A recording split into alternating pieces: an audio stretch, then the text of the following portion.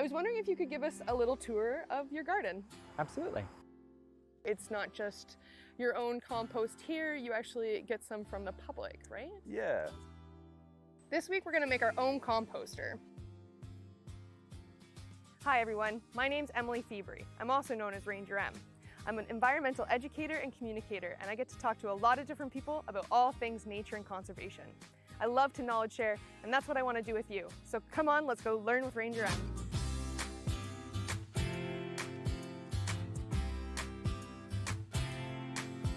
Hi everyone, today we're with Urban Roots, a non-for-profit organization that revitalizes unused land in the City of London for agriculture.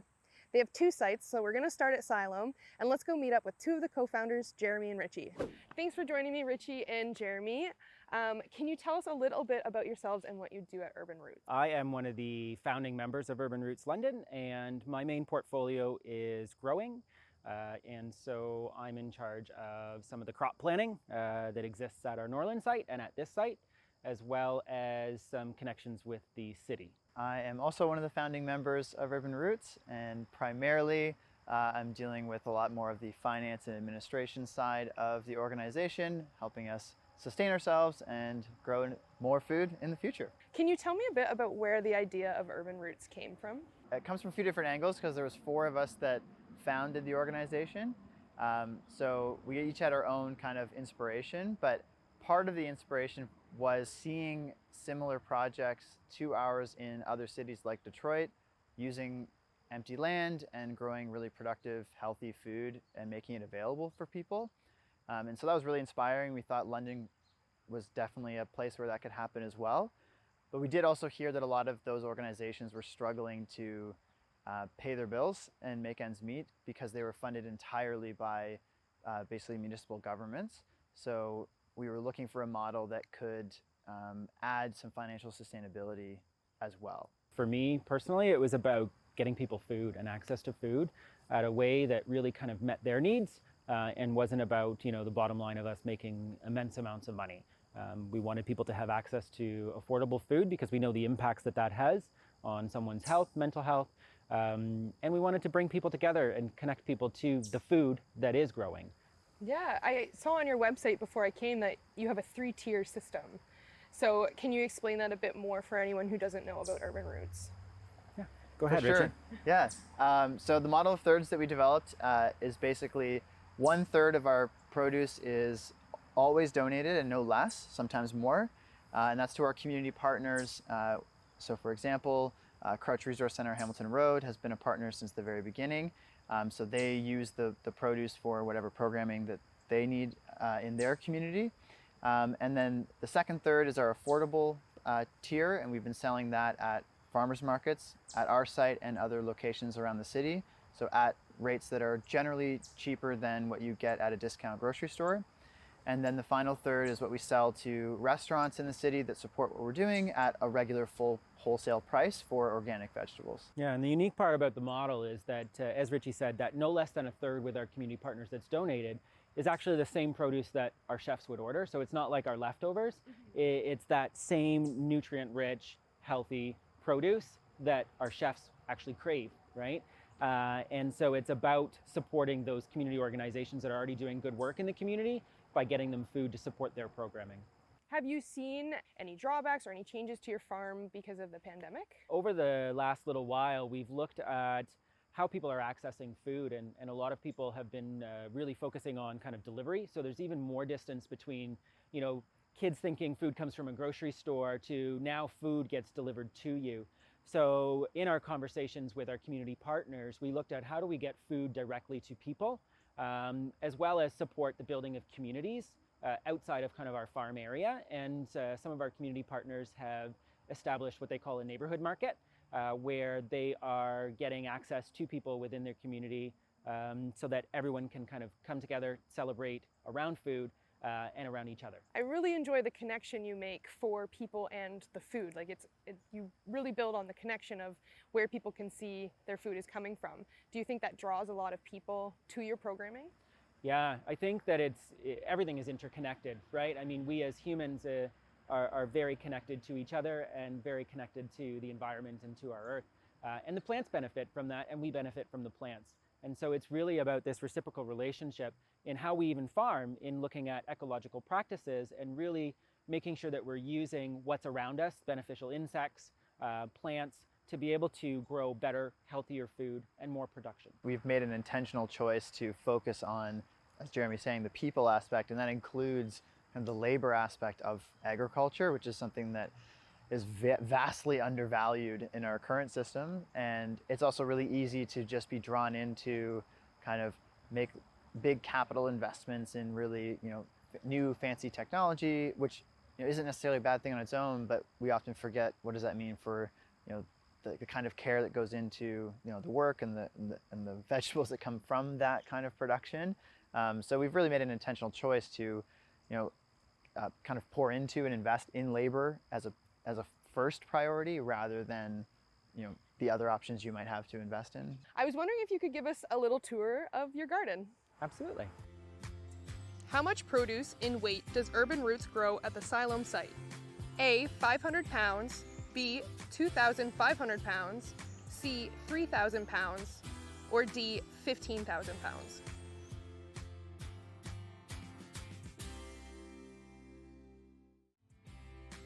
How much produce in weight does Urban Roots grow at the Siloam site?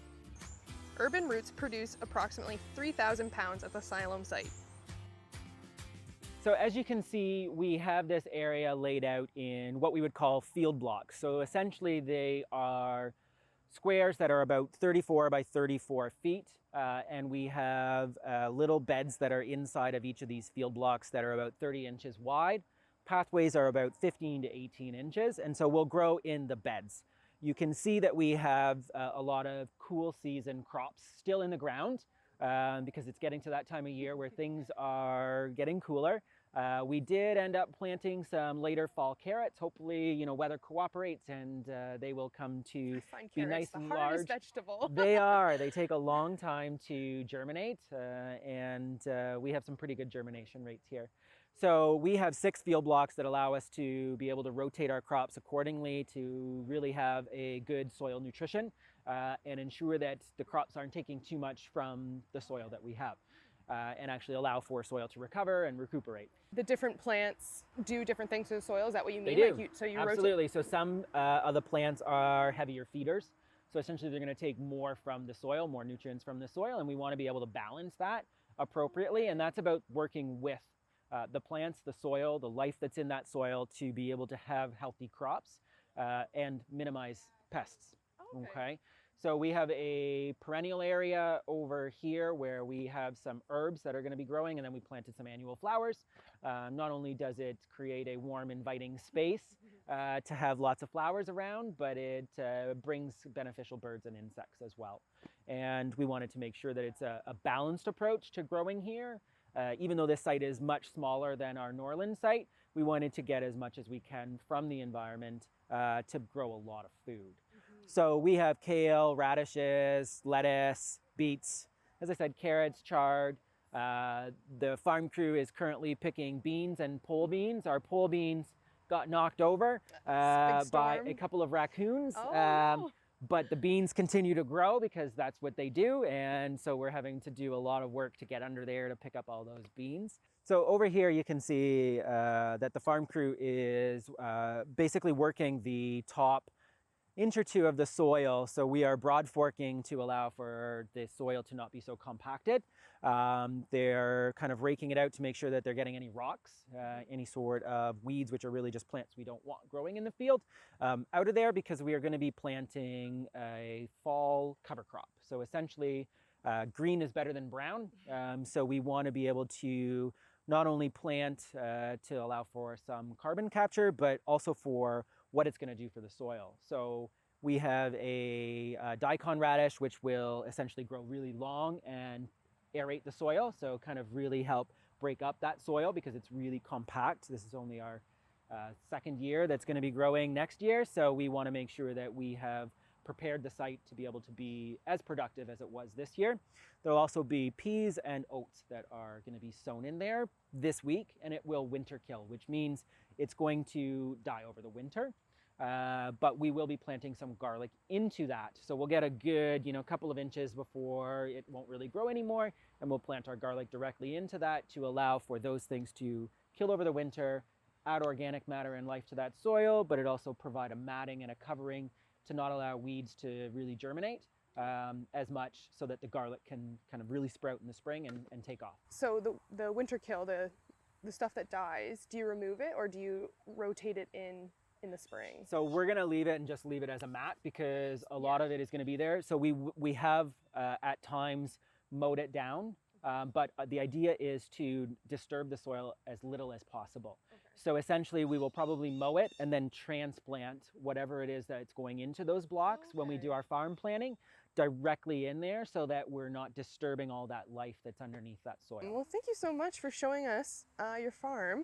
I just kind of wanted to know how someone could help out with your program. Great. So we have volunteering opportunities. So as much as Richie had mentioned before, we want to pay people for the work.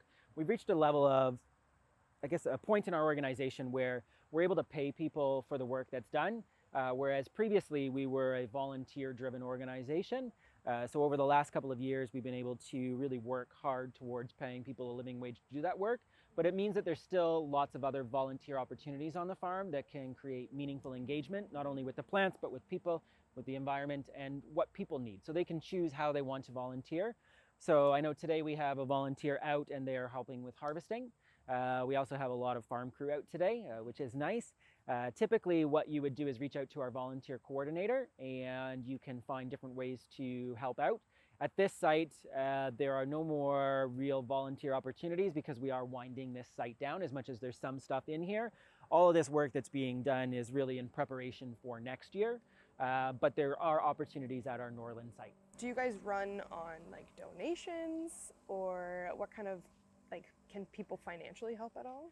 Absolutely, there are many ways. So we have an annual harvest dinner, which is our main fundraising event, essentially. We do give tours and have groups that come out to support. We have educational opportunities on the farm, and absolutely people can come and buy our produce, and more than willing to take donations if people are able to do that. We also have some merchandise, as you can see, Urban Roots shirts and tote bags, working with some other local organizations to be able to support the work that they're doing. So it's all about that connections that we have. So you guys have 2 sites now. What's really important when picking a new site? We've had many opportunities to grow in other spaces. And one of the main things that we pride ourselves on is, if we're going to start something, we want to make sure that it's healthy soil. We've come across several sites within London that have had some challenges with contaminants and heavy metals that I think people, and I know for myself, I didn't really understand all of that stuff prior to really working with Urban Roots to figure this stuff out. So knowledge is really important in understanding that the soil is going to be one of the, your biggest investment. And so to start out with some clean soil that's not contaminated is super important. And so doing your research on an area, if you're going to be doing that, is crucial. So when we developed this site, that was the first thing we did before any sort of memorandum of understanding on how we develop a partnership with Siloam United Church, is can we test the soil? And everything came back, within the appropriate levels as far as any sort of contaminants or heavy metals, and there was no concerns there. The next piece was nutrient levels, to look at what are we dealing with in the soil and how do we kind of really help support healthy soil within London. And I want to thank you again, Jeremy and Richie, for having me here and giving me a tour. But I know you have another site, and I want to go check that out. Great. Which food scrap shouldn't be composted? A, bread, B, olives, C, bacon grease, or D, grass clippings?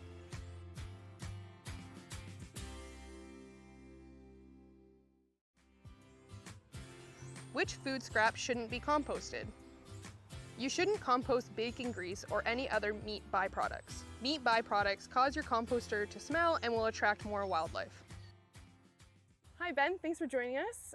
We're now at the Norland site, which is considerably bigger than your Siloam site. And I think it really puts the name urban in Urban Roots, seeing Highbury right there. Indeed. Can you tell us a bit about yourself and what you do for Urban Roots? Yeah, so I'm the farm manager here at Urban Roots. I'm in charge of day-to-day operations and crop planning for the next year.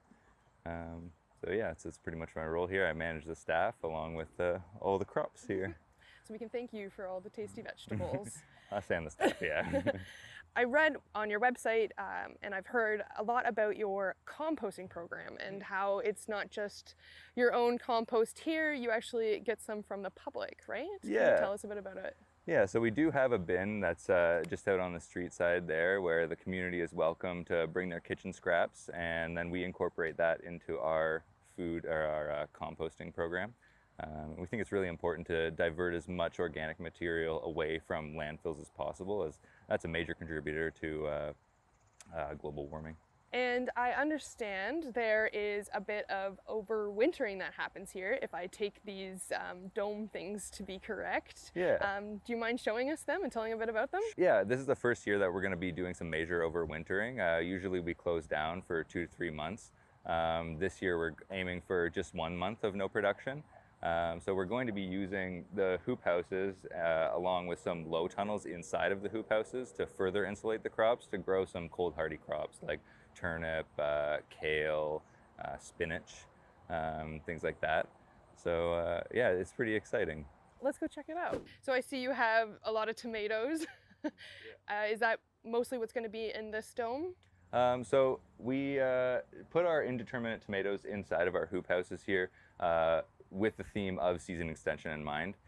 Indeterminate tomatoes will produce continually until the weather gets too cold, and by putting them in the hoop house we're able to season extend by a month or 2 months even to get a bigger crop. So once the tomatoes are done, we will be removing them, and then this will also be planted with things like turnip and spinach, as I was saying, and then the low tunnels will go over those crops. Okay, Yeah. Very cool.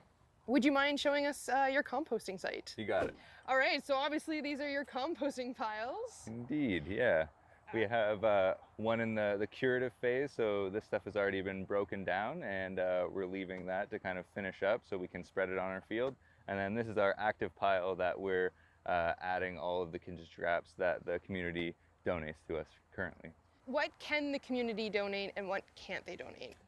So no like meat or animal products, but all sorts of other kind of vegetative kitchen scraps are welcome. A lot of people think that compostable plastic bags are good for compost. They do break down, but they just turn into microplastic. So I don't love when those are added to the compost, and we do tend to remove them. What about like paper bags? Paper bags are totally fine. Okay, Yeah. cool. What about bread products? Yeah, we actually have a partner in a whole grain hearth, and all of their kind of stale stuff they donate, and we chip it up so it's not sitting as a big loaf in there, but we are able to deal with bread products. I see a lot of wasps and flies all over. You were mentioning that this happens when you leave your like food material on top. So Yeah. do you cover it? So in a compost pile, you want an optimal ratio of green material to brown material, and your green material is your nitrogen-rich material, while your brown material is your carbon-rich material. And just as a rule of thumb, you want about a 2-inch layer of greens to about a 6-inch layer of browns, and you want to alternate those layers as you're building your pile. And the wasps will get to it when you leave your greens exposed. So we've got some watermelons and things like that wasps love. So we have started covering it back up, and we try to stay on top of that as we're adding our green material. Speaking of wasps, I hear you guys have some beehives, Yes. and I would love to check them out. Let's do it. So these are your beehives. Are you ever nervous to be close to them? No, honeybees are generally pretty docile. I've participated in the harvest of the honey one time, and it's a pretty cool experience. You actually can kind of feel in the air how the bees are feeling almost. You smoke them, as you might know, to make them more docile. But as you disturb the hive, they kind of swarm a little bit more. But if you smoke them correctly, they really do remain docile. as you can see, there's bees flying kind of all around us right now, and I personally feel pretty calm and sensing the vibe that it's pretty calm. So yeah, it's pretty neat that way. You can find Urban Roots Community Composting Program at which site? At Norland Ave or the Siloam Church on Fanshawe Park Road. You can find Urban Roots Community Composting Program at which site? You can find the Urban Roots Community Composting Program at the Norland Ave site. This program allows Urban Roots to reuse our food waste and divert it from our landfills. Thank you, Ben, for having me here. I just have one final question. I just want to know, do you guys have any plans for Norland site? Yeah, so we're gonna continue growing the things that we have for the most part. We're gonna pare down some of the varieties of various crops that we have while expanding the cultural diversity of our crops. And we're gonna focus more on pollinators as well, getting some more wildflowers to grow as well. That's awesome. I want to thank you again. I had so much fun exploring both sites and learning more about Urban Roots. If you do want to get involved in Urban Roots, there is an opportunity to volunteer, and you can email the volunteer coordinator. And if you want to contribute in other ways, you can always purchase their produce. They have markets on Wednesday and Sundays. And then you can also bring your compost here. And that's just one easy way to help out the amazing program and activities happening with Urban Roots. So thanks for joining me this week, and I'll see you in nature. This week we're going to make our own composter. So the materials you need is a container, a power drill, or something to make holes into your container. You're going to need brown material, which is either paper or cardboard from inside your house, or you can use leaf debris or even lawn clippings for the brown debris. Then you're going to want soil to get your composter started, and then obviously your food scraps. So the first step is taking your container and flipping it over, and we're going to drill holes into the base of the container. This kind of depends on the size of your container. I'm going to put about 6 holes in mine, but it goes until about like 10 holes depending on the size of your container. It's just for airflow through the composter. Then once that's done, we're going to make our first layer, which is the brown layer. So I'm using shredded paper, but again, you can use leaves or lawn clippings, even cut up cardboard. This is gonna fill about 1/8 of your container. And now we're gonna add soil. Once you add enough soil, it's gonna be about halfway full of your container. Then your final layer is your food scraps. Once you have that all in, we're gonna mix it. You wanna mix to the point where most of your food scraps are covered. Next, we want to put a little bit of water in it. We don't want it soaking wet, we just want the dirt and everything damp. Going to mix it again. Next, we want to drill the final couple holes in our lid. I'm gonna drill about 6 more holes on the lid, and that's once again for airflow.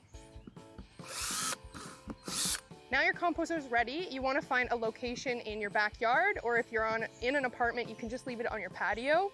You do kind of want to find a shadier spot for your composter, as full sun would dry out your composter.